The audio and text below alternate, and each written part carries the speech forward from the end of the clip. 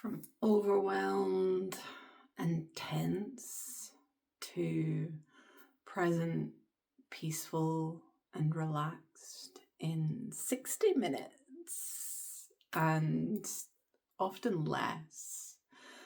I've just finished a yoga class that I teach online, and I've been shifting a lot within myself and my business recently, and really integrating with new layers of myself and new ways to be of service by being more of me. That's all there ever is to do. Truly, I believe that. For me, that's holding a space where alchemy happens through conversation, through yoga, through listening. And for others, it's singing. For others, it's telling jokes. For others, it's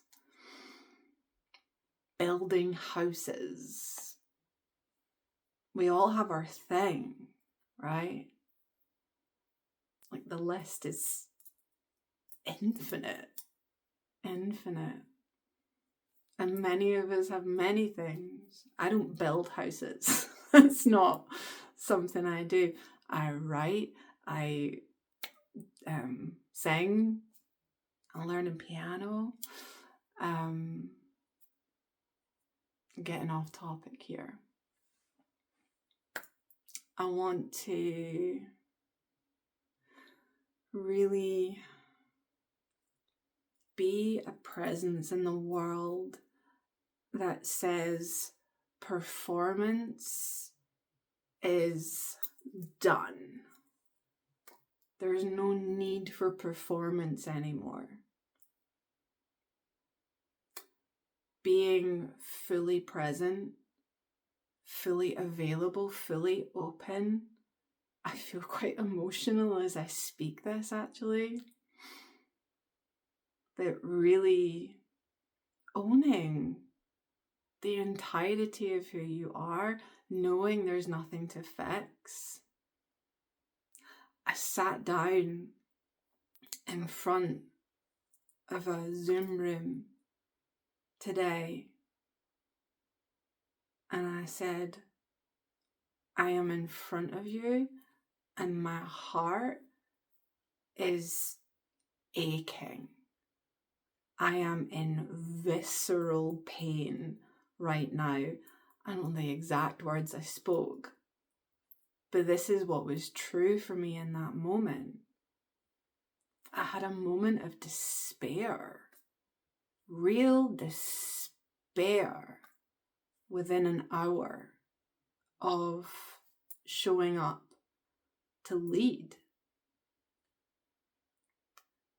And because of these practices and the technology of yoga, because of everything I've learned in the science of Kabbalah, these spiritual actions which are about embodiment and embracing of the entirety of who you are, means that I can show up with some despair, with some pain, and still fully able to give completely. I was overflowing in that moment. No part of me was turning up obligated. There was no, oh no, I have a class, as I had despair before. And I laugh and it feels light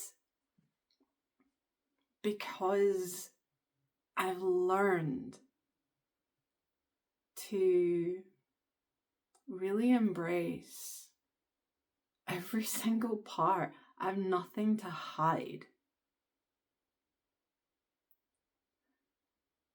And how I'm received isn't up to me. I get to speak what comes through me in a moment of presence, of being connected to me, to speak with the intention that what I share will reveal more light in you, will create a lightness, a shift. And maybe you'll feel a bit sorry for me. Maybe you'll think, who's she to be leading? She hasn't even got her shit together. All of these things, all of these thoughts, I have no idea what you might think. I have no idea what people in the Zoom room thought. I used to hate the idea of people feeling sorry for me. Like, hate it. Don't you feel sorry for me? I ain't no victim. But in that resistance, there comes an element of inauthenticity, of performance, right? Because I need you to hear me in a certain way that makes sure that you know I'm powerful. And who am I convincing in that, really? Where am I coming from in that, really? Is that to serve you? No. It's not.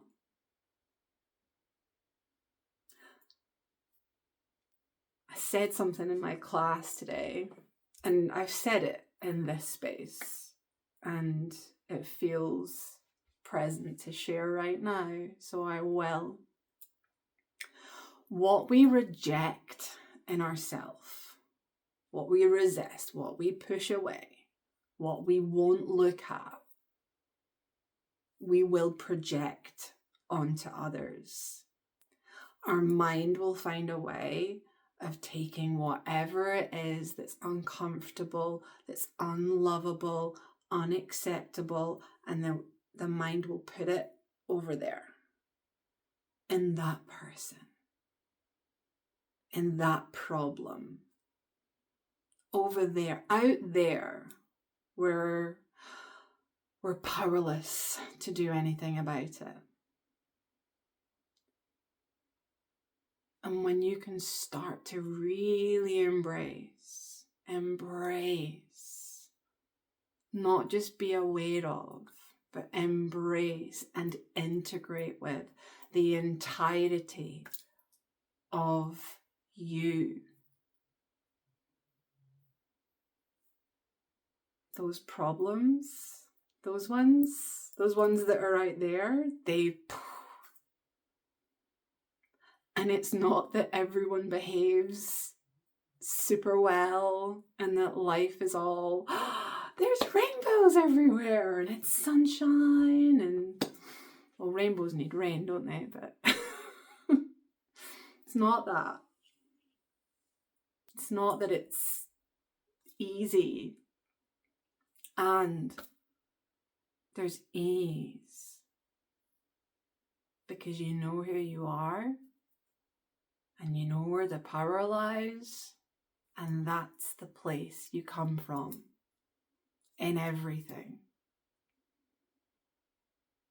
And you know from that place that the result of fulfillment, success, and joy they're not results you need to wait for. You live them moment by moment. And that's what we get to build together. And we can go it alone. And in my experience, when we do it alone, we can kind of rear off. And that's perfect too, right? Like, it's all part of the journey. But doing it together accelerates the embodiment of power that we are. Because in those moments where you forget, in those moments that the doubt creeps in, there's someone in front of you to remind you you've got this, that the doubts are actually a really great sign that you're right on track, and you get to keep going.